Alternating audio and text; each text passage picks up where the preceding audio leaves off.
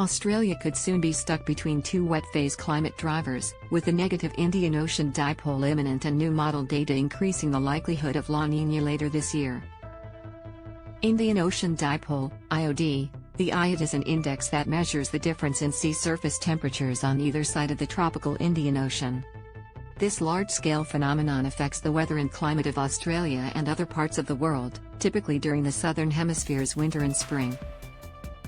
The IOD is in a negative phase when cooler-than-average water sits off the east coast of Africa and unusually warm water builds up to the northwest of Australia, near Indonesia.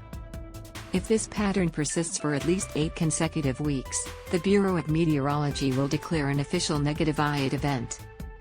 Sea surface temperatures in the Indian Ocean have been near or exceeding the negative IOD threshold for the last 6 weeks, and most models suggest that this will continue for at least the next fortnight.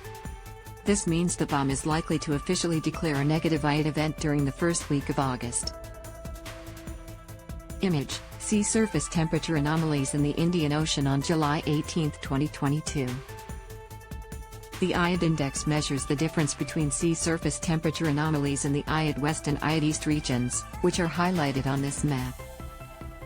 Most international forecast models suggest this year's negative IOD should continue through the rest of winter and spring, before breaking down in early summer. Negative IOD events typically increase rainfall over large areas of Australia during winter and spring, particularly over the country's south and the southeast inland. La Niña: The Pacific Ocean is currently in a neutral state following 2 consecutive La Niña events over the last 2 years. This neutral state should persist until the end of winter, although there are growing signs that a third La Niña may develop later this year. 4 of the 7 international climate models surveyed by the BOM predict that La Niña will redevelop by late spring.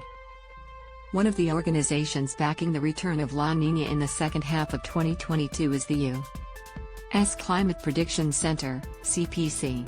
Together with Columbia University's International Research Institute for Climate and Society, IRI, the CPC issues 2 La Niña outlooks every month. One of these outlooks is produced by human forecasters and the other is purely model-based.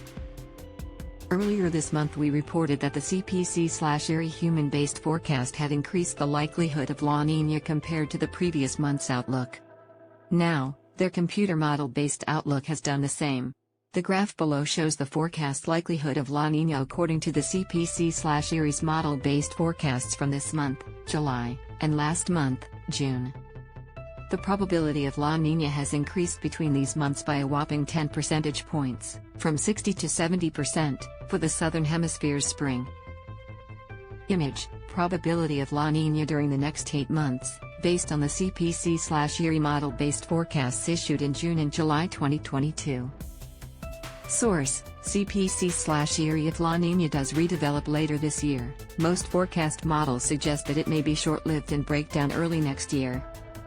Like the negative IOD, La Niña increase the likelihood of above-average rainfall over large areas of Australia. When they both occur at the same time, virtually all of Australia can expect to see more rain than usual. Image: Observed mean rainfall deciles during 5 years that featured both La Niña and a negative IOD at the same time. Source: Bureau of Meteorology.